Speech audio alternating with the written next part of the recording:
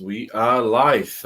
Welcome, everybody, and welcome to our webinar that we'll talk about the 99% and 1% scenario. So if you are really safe, every year identity fraud evolves faster than the systems meant to stop it, from deepfake-driven impersonations to synthetic identities built by AI. Criminals have learned, and are getting pretty good at it, to exploit the smallest cracks, and that is the critical 1%. While most organizations claim 99% accuracy, it's that missing 1% really that causes the biggest financial and reputational damage. Fraudsters don't need to break the system, they just need to slip through it once. And in this webinar, we wanted to bring to you knowledge from different points of view, knowledge that goes above just identity verification, and really, bringing in experts that see it from different angles, and how to dive into those challenges, and how to really challenge that 1%. And I'm joined today by Ray, Blake, and Andrei Sribny. And guys, just wanted to give you a quick minute to introduce yourself. So Ray, if you want to go first. Yeah, sure, happy to. Hi everyone, happy to be here. I'm Ray Blake. I guess, when describing what I do, I'm sort of speaker, trainer, commentator, podcaster, and all of those things, really. I don't actually have a proper job, but when I did have a proper job, I had head of compliance roles and MLRO roles, and I was all about financial crime, and that's something that I still do, but more as an amateur these days.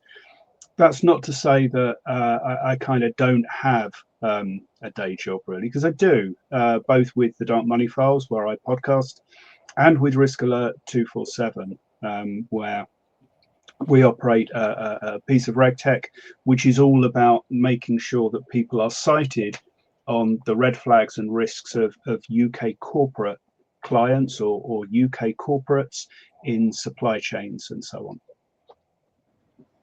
Yeah, thank you so much, Ray. And really glad to have you. And over to you, Andrei.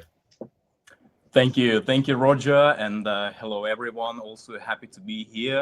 My name is Andrei Sribny, and I lead AML Certification Center, where we specialize in building the human competence layer, as to speak, around technology.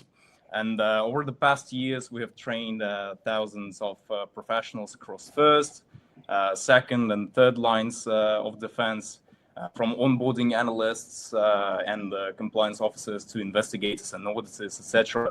And we work closely with the regulators, banks, fintechs, crypto firms, law enforcement agencies across Europe, Latin America, and recently we started training African professionals. I've recently came back from Kenya, where we organized our first on-site event. And so today I'm here to share the practical perspective, how competence, training, real case analysis, and scenario-based learning become the assurance layer that sits around the technology. And because in every regulatory regime globally, responsibility still ends with people, not the systems. And that's why the human factor remains the deciding element in that sense, in whether that 1% or 30% in some cases gap stays open or gets closed. And yes, I'm pleased to be part of this discussion with you, Roger and Ray, and looking forward to diving into these topics with you. Yeah, thank you so much, guys. One thing before we get into it, I just, really want to say to the audience, if you have any questions about what we're talking, or any questions, of course, in general, please feel free to comment and to ask your questions. We will, of course, aim in the time that we have available to answer all of them, and we'll pull them up, throughout whilst being live. But of course, also answer any questions afterwards that we might not be able to answer right now. And I just wanted to get into the first point, and I think just reading out of the conversation we just had is that, of course, fraud doesn't stop in one country, it doesn't start in another country. It's truly a global enterprise as such, obviously, you must say. And of course, from the you mentioned it, Ray, with the Dark Money Files, and it's obviously a very some very, very interesting topics that you guys dive in there, and that are truly look at it from different perspectives, and really show different methods, of course, of fraud, but also at the same time of how money is flowing and where it's of course going. And again, there is one thing which I guess overarches for all of us, and this is of course regulation.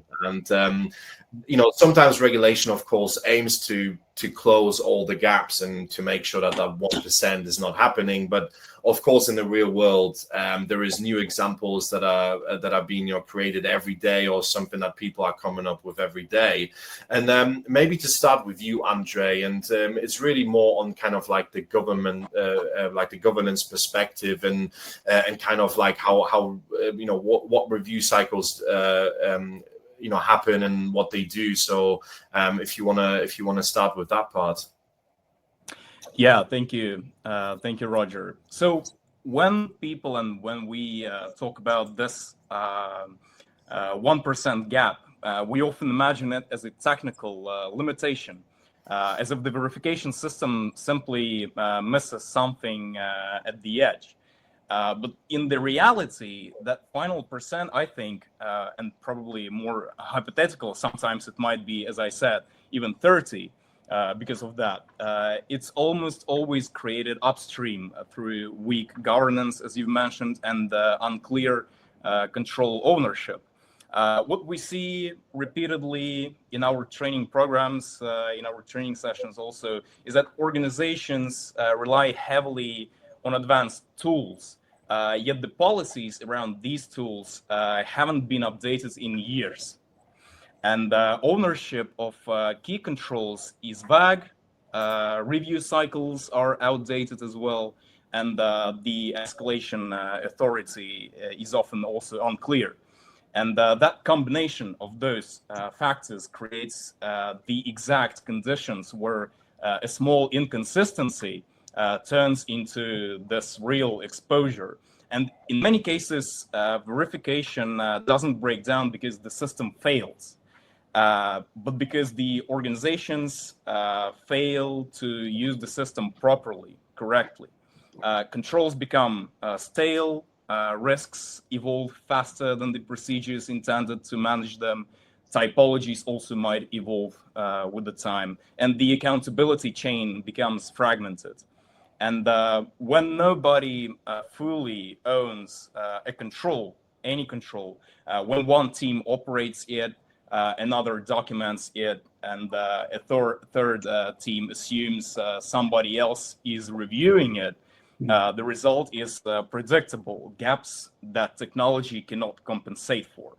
And that 1%, as we say, emerges when governance does not evolve at the same speed as fraud or money laundering typologies, terrorist financing typologies, many things. And until ownership, review cycles, and decision-making structures are strengthened, the technology can never fully close that final gap, unfortunately.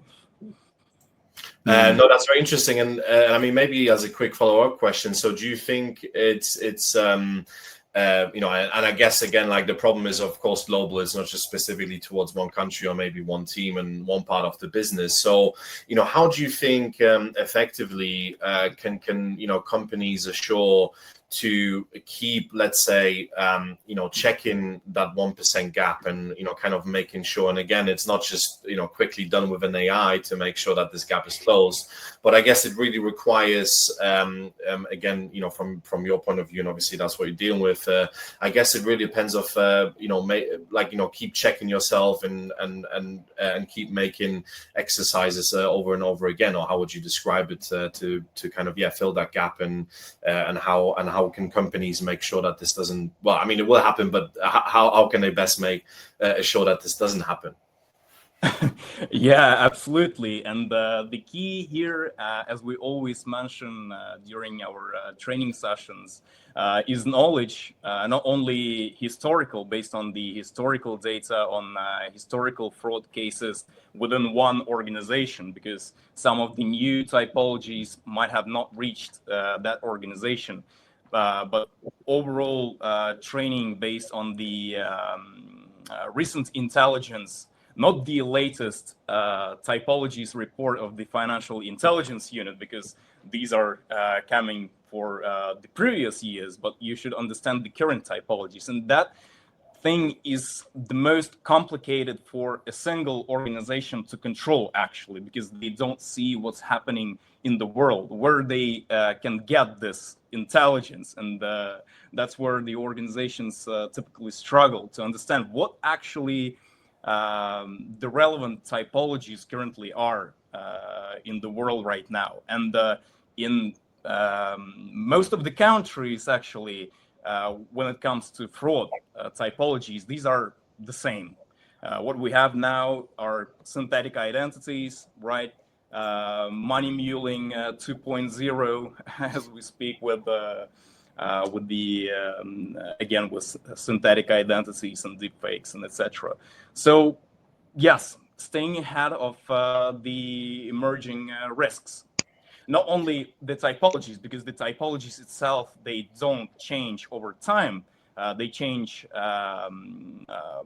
in the long term, right? But in the short term, change the methods, how fraudsters operate, how money launderers operate, and etc.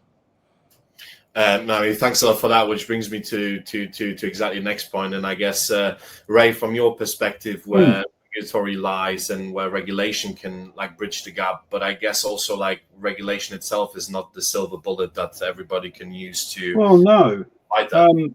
I mean, you know, if more regulation were the answer, we'd have cracked this a long time ago. We've been regulating for 30 years and upwards, and financial crime isn't going anywhere.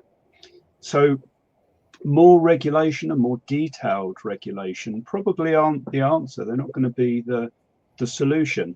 So what we have in our regulatory regimes is the requirement to adopt a risk-based approach and to own our own risks and operate those controls, and to be held accountable for how well we do that.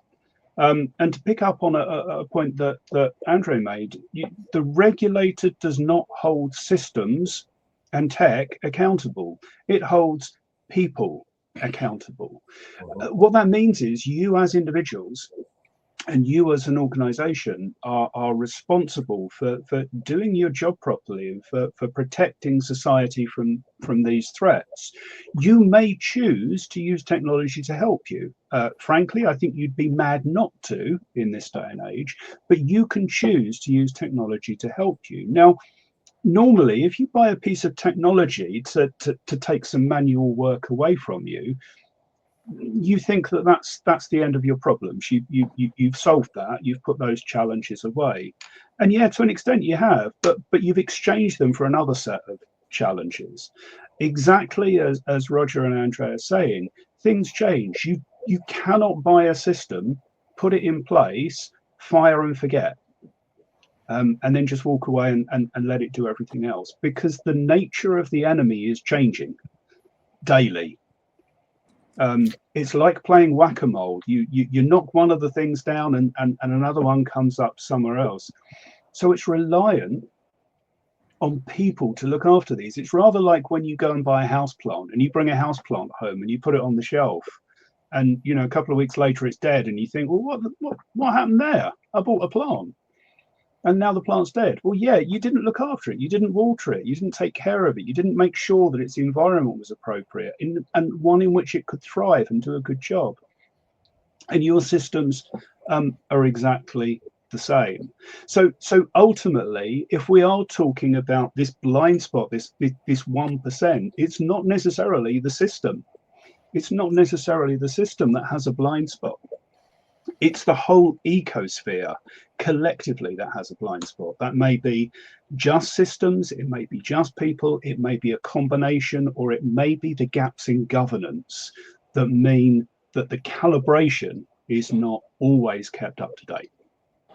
And again, before we get to a audience question, I would have the follow-up question on. So, like, do you think it's also becoming increasingly difficult for a company to, let's say, keep up with certain technology stacks, right? Because of course, you may start, or some like some of us have started a company, I don't know, like, 10 years ago, an example, but of course the technology was different 10 years ago than it certainly is now. So, so like, what do you guys think the challenge becomes for like companies as well, from maybe a technology side, and not, to have to get into specifics, but you also think that, let's say, the evolving technology is also a huge challenge to companies to, to bridge that gap?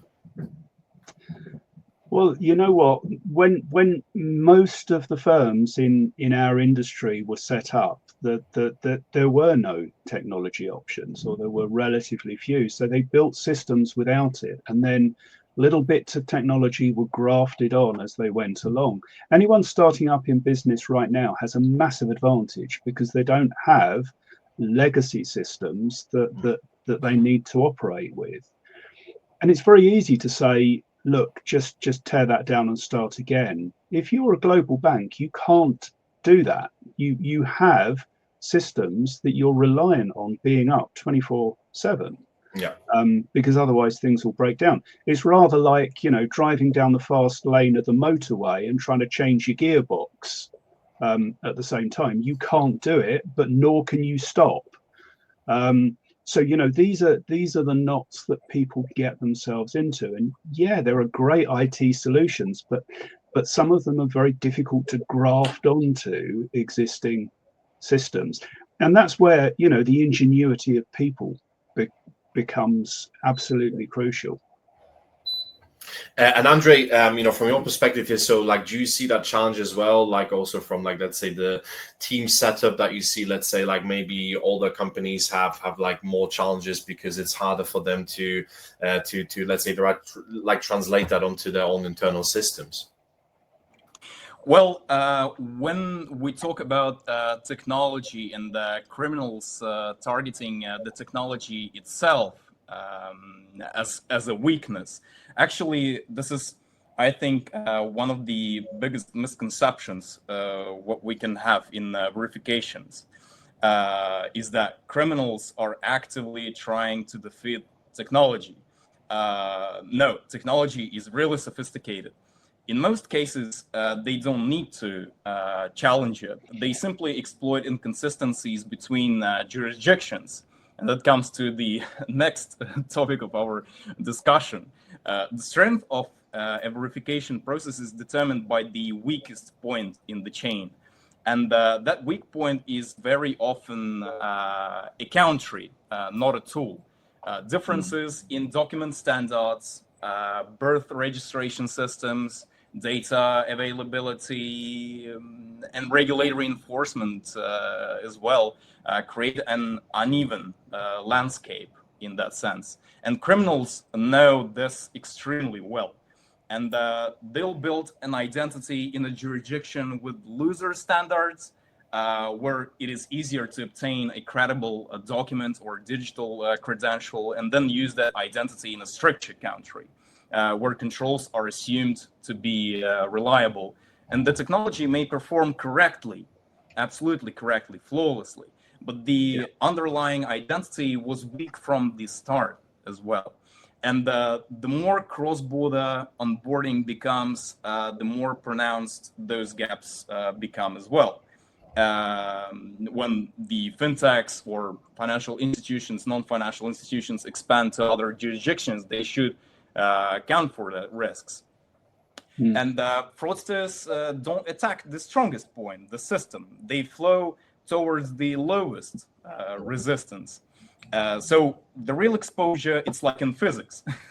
So the real exposure isn't always in the algorithm. It's in the assumption that data from all countries is equal. And until organizations understand the risk differentials between jurisdictions, criminals will continue using geography and not technology to create that last 1% gap, what we were talking about. And well, of course, I mean, that means for businesses that they really have to find a balance, and that balance is pretty much, again, impossible. It's like trying to, balance, 20 Oktoberfest beers in one hand and having, 20 kilograms of kettlebells on the other, and trying to balance that, right, over an extensive time. And I think, one thing that, and this is a question which I think it's quite valid from the audience here, and I hope I don't butcher the name, but it's from Jaime Aguirre, and he says the question is, what effect does closing that gap have on the conversion for the client, and is the client willing to sacrifice potential conversion decrease to cover that 1%? I mean, again, it's a very difficult question I'm putting towards you, because we are talking now about like really profits and revenue against making sure that your company is not liable to any fines. So I'll just put this to you guys. What do you think? I mean, I'm happy to go first if you like, Andrei. Yeah. Okay. So look, there is calculus in everything that we do. What isn't negotiable is we must routinely meet the regulators' expectations. Now, that doesn't mean that we have no mistakes or no fraud or no financial crime goes through us, because that's unreasonable. It's unrealistic. We could do it, but 90% of every organization would be the AML team. And that's not sustainable. Nobody could make a profit, and global finance would grind to a halt. So we're not going there.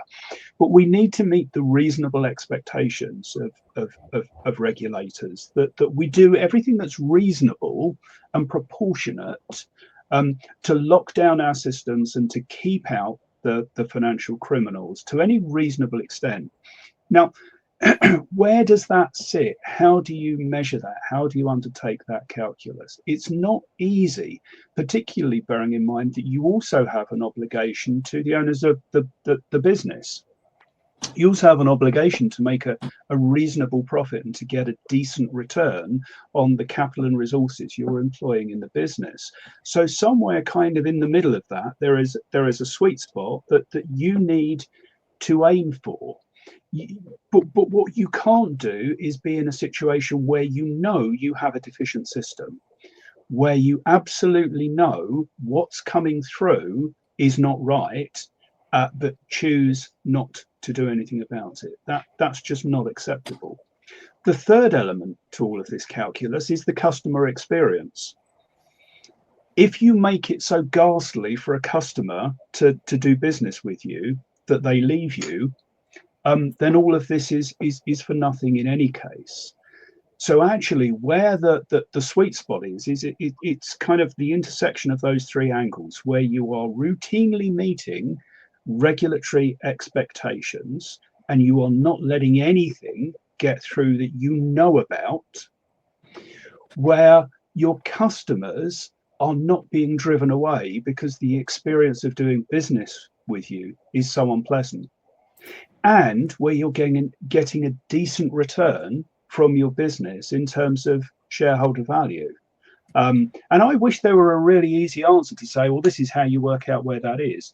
There isn't a really easy way of doing it. But the key point of view from where I sit is it has to start with a decent whole firm risk assessment against financial crime that tells you exactly where your exposures are and lets you do something intelligent to meet them. Andrei, do you want to add anything? Yeah. Continuing this conversation, I want to also refer to what we discussed with you, Ray, previously. The risk-based approach, it applies everywhere. And the key point is that closing the gap does not automatically mean making onboarding harder for everyone. Absolutely. It means making it smarter and risk-based. In most organizations we work with, the drop in conversion doesn't come from applying stronger controls. It comes from applying them in the wrong places. Yeah. And the risk-based approach means you only tighten verification where the exposure is high, right? Yeah. For low-risk customers from low-risk jurisdictions, for example, the process can stay fast and frictionless. In other words, you're not closing the 1% everywhere. You're closing it exactly where the risk justifies it. And clients are willing to accept that trade-off when they understand the cost of that 1% going wrong. A single synthetic identity, a single mule network, or a deepfake breach can wipe out far more value than the marginal drop in onboarding volume. And the organizations that manage this well are those that communicate clearly internally. Conversion is a business metric, but risk-weighted conversion is a safety metric. Absolutely. And the two have to be balanced, not optimized in isolation. And I also see that Jamie added the example of OnlyFans. So the OnlyFans example is actually a perfect illustration of that trade-off. When a platform raises the minimum confidence threshold in an age verification model, you will inevitably see a short-term drop in conversion. But the question actually isn't, does conversion fall? The question is, what happens if you don't tighten that threshold? Especially with age-restricted content, the cost of getting that 1% wrong isn't operational. It's regulatory, legal, reputational, moral, anything. And that applies just as much to financial services and fintech as it does to platforms like OnlyFans.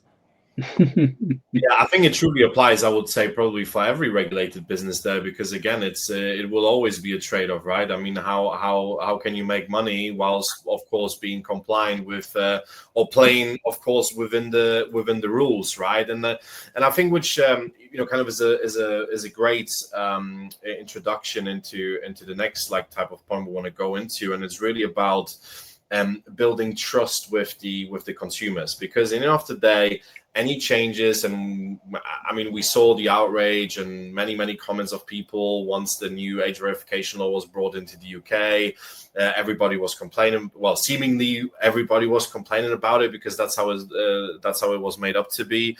And I personally think that education should be a huge part of it that companies sometimes forget, right? I think we sometimes forget that, yes, I mean, the fields or, the work that we are doing as a group of three is self-explanatory. But if you would wanting to go into any type of any social setting and you're trying to explain to somebody what we actually do, that's when you really realize, okay, not many people actually know about, let's say, IDV, AML, fin crime, etc., etc. Whilst for us, obviously, those type of, let's say, shortenings or whatever is, again, totally daily use. So let's say when we talk about building the trust in technology that's within verification, AML, crime, etc. So, Andrei, how do you think the human that's in the loop remains essential here, not just on the company side, but also more from a consumer side? So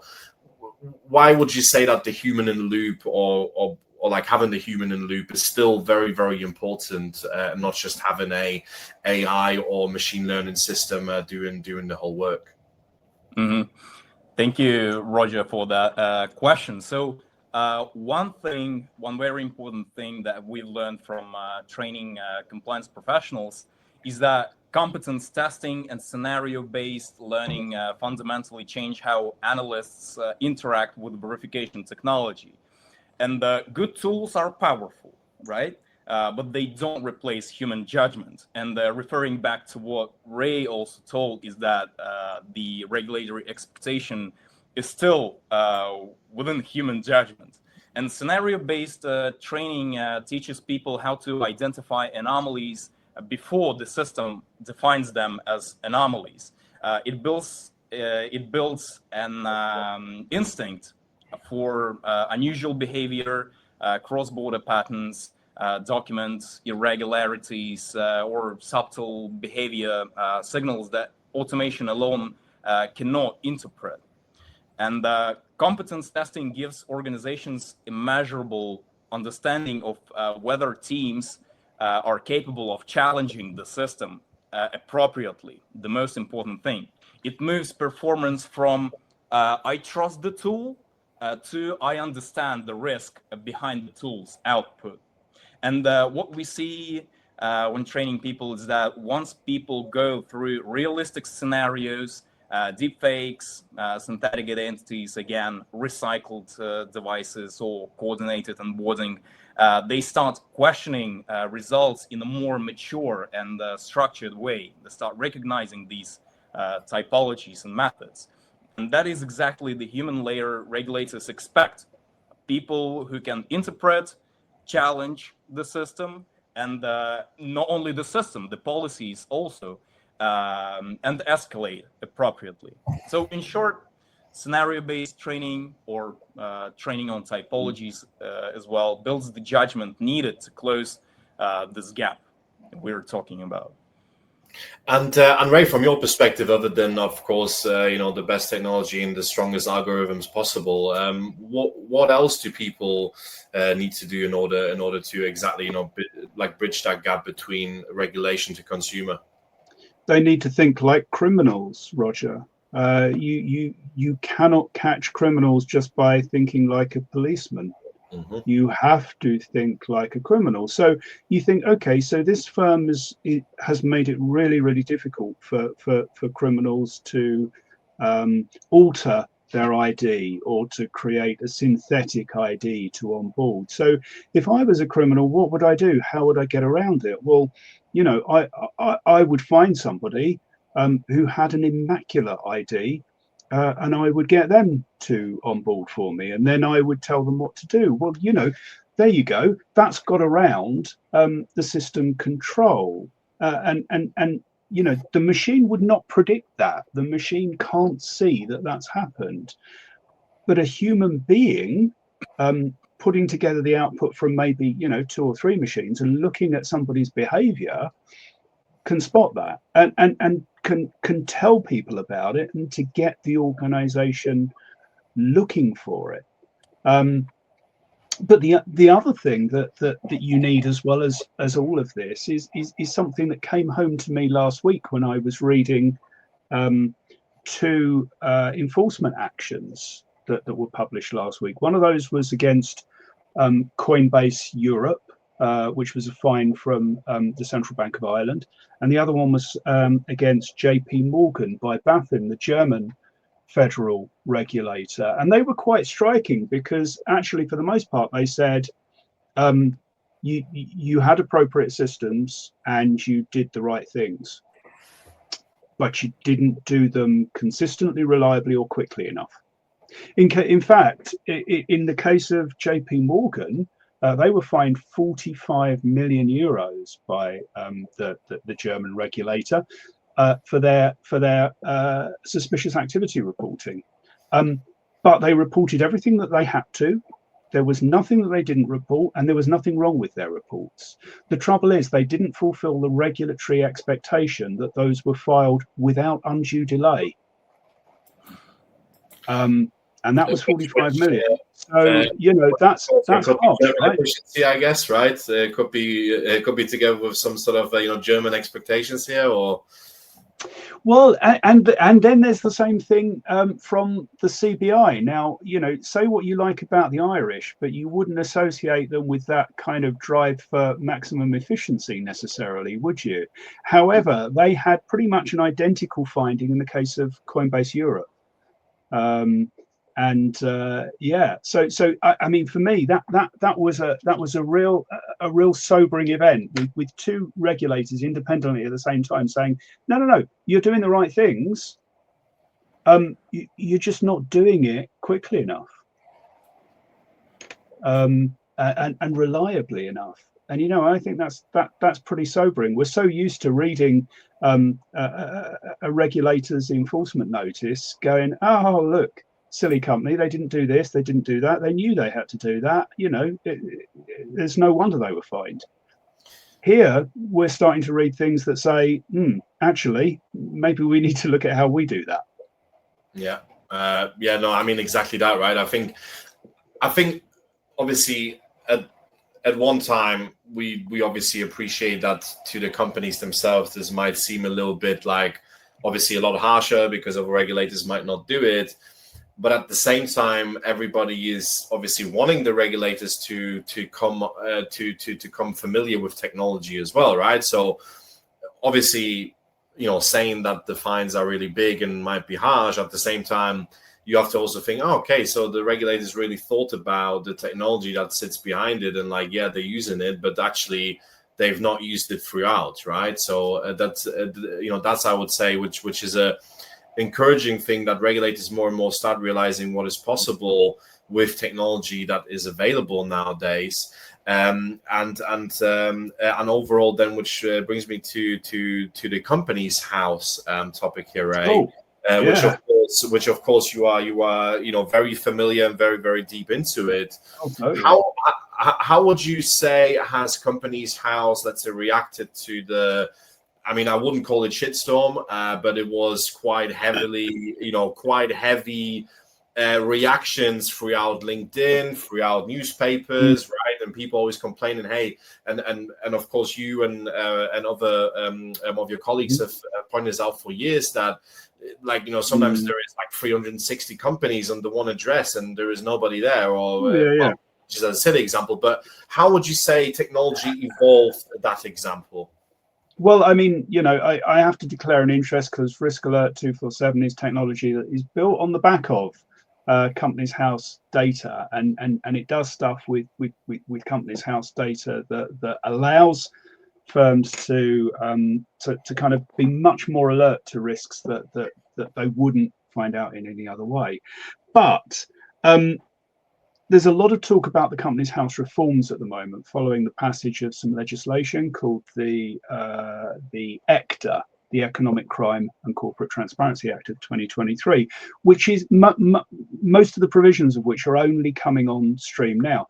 The really important one, and timing is really crucial here, is the fact that from the 18th of November, 4 days from now, when you set up a new company in the UK as a director or as a person of significant control, a UBI if you like, you will have to submit identity information, which will have to be verified before you can set it up. Now, you may say, have you not had to do that before? No, you haven't. You've never had to. You could invent a name, you can invent an address, and that's absolutely fine, apparently. So now, for the first time, you're going to have to do that. And it starts next week. We have seen, I cannot tell you the surge we have seen in company incorporations just in the last few weeks, when people are trying to get in ahead of that deadline. And this is what I come back to when I say you have to think like a criminal, because one of the other things that people have said is, well, hang on a minute, I've had a company that's only been set up 6 months. And I know that new companies will have to submit that information when they do their annual confirmation statement. Oh, but hang on a minute, I'm allowed to do a confirmation statement early and buy myself an additional year for not having to identify and verify my identity. Again, I can't tell you how many early confirmation statements there have been just in the last 2 months. It's gone absolutely through the roof. And for me, every one of those where there's a confirmation statement with no other changes is a screaming red flag, because that's a company saying, I want to put off verifying my identity for as long as I possibly can. When you bear in mind that in the UK, the average criminal, fraudulent or money laundering mule corporate entity has an 18 months lifespan before it gets shut down because it doesn't file accounts. If you set it up earlier this year, just doing a confirmation statement and sending your fee in right now before the 18th means that your company can have a full lifespan without you having to verify anything. So, there's criminal thinking in action. And it's not only criminals who would have thought that. We predicted it, we looked for it, and we saw, yep, that's what they're doing. I mean, again, like for obviously some people, again, that might not be in this subject matter, they might be asking themselves, why was this not there in the first place? Because if you want to have a company, and if you are set up on, and if you have the right to trade in the country, why are you not verifying yourself, right? I mean, that of course is something which people are asking themselves, and it's. I mean, obviously striking. I mean, it's great. I mean, don't get me wrong. It's fantastic to see that it's now been implemented and that we can, let's say, start working through it. But of course, it's going to take years. I mean, you've just obviously said it there, right? That people can obviously prolong it for another year. But again, I guess if you're thinking as a criminal, you're thinking of the next loophole that you're gonna have in place in order to omit the stage one, right? But I think it's cultural, Roger. I mean, Andrei is in Estonia. Now, there is a culture that has fully embraced digital identity and digital life, right? And I envy that hugely. The UK is on a journey. Companies House has been in existence for well over a century, and just like the long-established financial services players, they've done things in a certain way. They've got something like 12 million legacy companies on the register. Stuff doesn't change easily, and the English national character kind of values privacy to an extent that some others might find surprising. But we've got there eventually, and we continue on that journey. Which again is great to see, because it's gonna make a lot of people's lives easier. It will save obviously companies a lot of money in case there is a fraudulent company wanting to do business with them. It's of course gonna save the HMRC a lot of money by trying to go after these these phantom companies. That's for sure. And so they can spend more time on other more pressing things. And I guess to bring you, Andrei, into this conversation as well. So I mean, we've obviously heard the Companies House example, and Ray actually mentioned the part where digital ID, of course, in Estonia is like in everybody's life. The other examples, of course, Sweden, Denmark with Bank ID, NEM ID, etc., where it's just normal, and people embrace it from the start. From a, let's say, perspective of maybe governance and setting up risk profiles, etc., how do you think this let's say move like Companies House did changes the outlook of certain companies towards, an example, doing KYB now, and is this going to be more prevalent, or do you think the risk is still going to stay prevalently high? What are your thoughts on all of that? Well, if I'm not mistaken, this one is called the Transparency Act, right? The Economic Crime and Corporate Transparency Act. That's the fellow. So it's obvious. It gives more transparency to the system, which we already have in the Baltic states, in some of the Scandinavian countries as well. Is the full transparency towards businesses. We have business registries completely open, so you can see their annual reports. You can see the board members, the ultimate beneficial owners. You can even map the ultimate beneficial owners' entities under his control, so you can understand the whole picture. Obviously, it simplifies the process. You can connect your systems, your know your customers or know your business systems, connect to those open registries, and map the risks accordingly. So there is only one answer. I think it gives more transparency and simplifies the work of everybody. Which is ideal if globally that's the attitude of every country. But I mean, we can all name 4 or 5, not very far away from us, that don't feel quite that way about it. I mean, there will be always people to disagree with whatever we say, Ray. So I think specifically in UK we've gotten used to that for quite some years. But we've obviously we've now been here 45 minutes and feels like we've only been talking for 5. But I just want to make a quick statement and kind of go into more the fun stuff, which is predictions. I mean, I love a prediction. And want to go into that. I think what we heard here so far, I think it confirms kind of what is going on right now. And I do strongly believe that if you look at right now the processes and systems that are in place, even in major banks right now, every business function is really kind of siloed, right? So you've got the onboarding, which is siloed. You've got the competence and sanctions or AML screening that is siloed.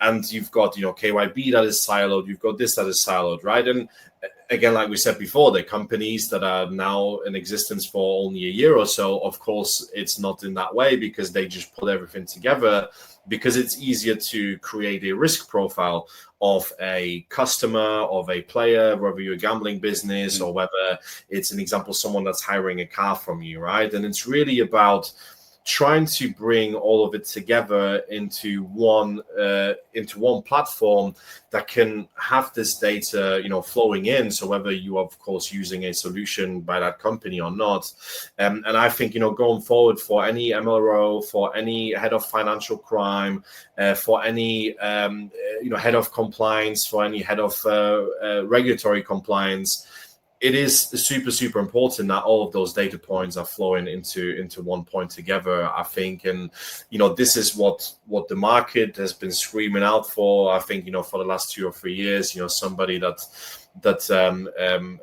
really is kind of bringing it together. I think, from the perspective of course, where I work, I mean, we've done quite a lot of work on that and, trying to make it as transparent as possible for companies to really foresee fraudsters and foresee fraud before it even happens, not just in a automated AI ML approach, but really with a human touch to it. And I think it's really important that going forward, we work on that basis. Now, having said that, I don't want to bore anyone with any more product pitches, and I want to get to sort of 2 different predictions here. So Ray, of course, the work that you have been doing is of course mostly on the UK side, and you've been doing that for a lot of years now.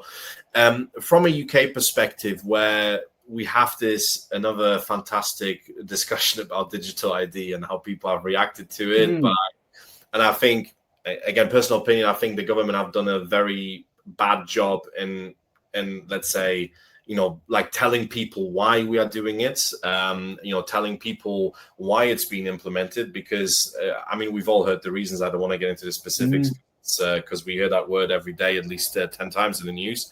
But how do you think this will play out in terms of the whole UK fraud landscape? Do you think that embracing digital ID and embracing really kind of that KYC, even at company's house stage, or just coming to grips that KYC is something that we all have to do when it comes to regulated businesses?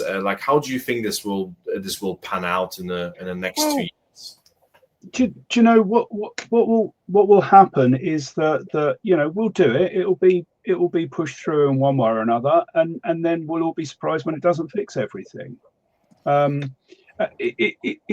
that doesn't mean we shouldn't do it. It's very much like living in a house that's freezing cold. Well, one of the things that you want to do straight away is see which of the windows are open and go and close the windows. Because why wouldn't you do that? You have to close the windows before you can do anything else. Now, that may make things better. It may not solve things entirely. You may have to investigate other things. You might have to look at insulation. You might have to look at the efficiency of your heating system. But you don't do any of that while the windows are wide open. So go and fix that straight away. And that's how I see the company's house thing too.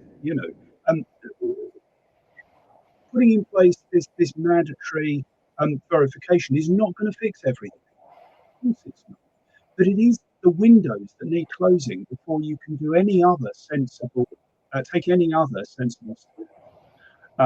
So yeah, no, it's not going to solve everything, but it is the route to finding what else you need to solve that is going to be effective. I think most of us in this industry will definitely agree on that point, and again, just maybe to add a couple of things that, like you say, digital ID per se is not gonna fix everything. First of all, we have to fix really the regulatory frameworks of it all before we can put it into place, because how is it? How can we actually use that digital ID? What sort of points are demanded in it? What sort of information do we hold in it? And also, like, what sort of like power do I have as the holder of digital ID? And I think those are. I mean, huge. I'm assuming all of that will be worked through and all of that will be fixed, but it's still not the complete answer. Yeah, exactly that. It's just again, it's like trying to find a needle in a haystack, or maybe trying to find a silver bullet in a haystack in this case. But it's thanks for that. And Andrei, from your perspective, and I mean, you just said, of course, with your company, it's you're working on a global scale. So whether that's Europe, Africa, Asia, Americas, you get to work with various different teams. So from your perspective, the market you see right now, where do you see kind of, and again, it's a very difficult question. I appreciate it, but I've been preparing this question. But where do you see that compliance and, let's say, all that governance? In which continent, or maybe in which country, will this actually be the biggest enabler for growth in business? You mean the advancement of digital verification technology? Yeah, and also governance, and also like policies that companies put in place. So yeah. So what we see currently in the European Union, for example, with the establishment of anti-money laundering authority, we see a huge push for finally for harmonization. I hope they will do it. Because it's a very ambitious target to push for, but hopefully with AMLA creating new guidelines, harmonized guidelines for the companies on customer due diligence, other processes, this will create finally that harmonized approach, not only from the business perspective, but also from the regulatory perspective as well. That will create that unity, information sharing, and etc. But we're still, I think, far from it. Still, we don't have open business registries in every country, but hopefully in the next 5 years we will achieve it. Where it will help the most, that's a good question. And I think that it will help most in the developing countries which want to operate with that new European regulatory framework. For example, take Africa. They don't still have not even business registries. They still have incomplete personal registries. So if those countries can implement more or less the same approach and use advanced technology, it will significantly boost them in terms of their economic value, because businesses will go there. Businesses already go there. Financial institutions, they already go there because these are huge markets, low costs, and etc. If they will have a good approach, which will make it possible to operate also with the European Union countries, then this will significantly boost their economies as well. Yeah, no, I think that's a brilliant answer. I mean, to be fair, when I was thinking about this question, I was actually thinking about the answer myself.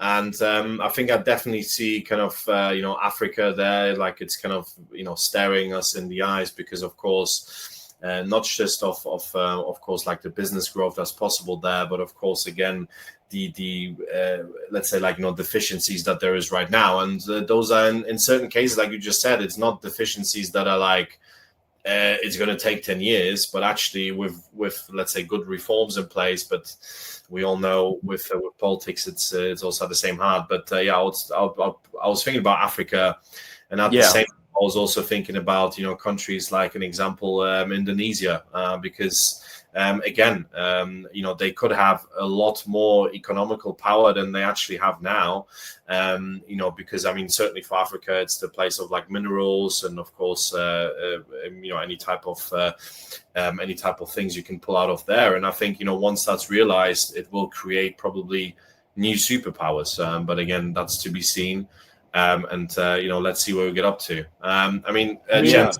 It absolutely could. But in the case of Indonesia and in the case of many African countries, I know that what they will want to do here is to take a route that doesn't make the same mistakes of the colonially imposed solutions that we've done in the past. So I think the opportunity there is to help that development happen organically in nation, and for that to be Indonesian development and African development rather than EU led or US led or Chinese led or whatever, because otherwise we store up the same problems that we created in the 19th century.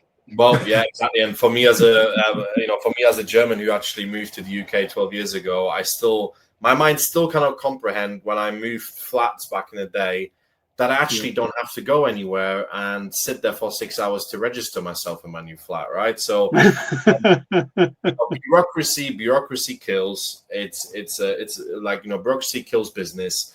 It's a fact. Overregulation kills business, and both together is even more of a toxic cocktail here, right? So, and I think Ray, I totally agree with your points. It has to be the actual in-country development rather than some, in my case, a German bloke going in there and coming in with my German ideas, right? It should be with their own ideas, with their own way of thinking, which in many cases I am very sure will be better than whatever we have done in Europe and or in other countries, right? So yeah, no, I 100% agree with that.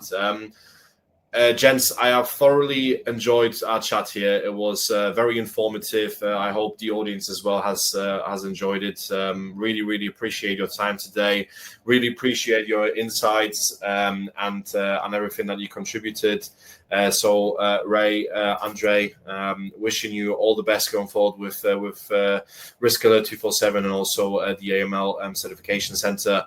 Hoping to see you soon at some sort of networking event or an industry event, looking forward to catch up soon. In the meantime, have a fantastic weekend ahead, and may I say, we're only 4 weeks out. May I say, have a good Christmas. First time. Yeah. Well done. We'll be 5 weeks out. My kids the first. Yes, right. But thank you so much, gentlemen.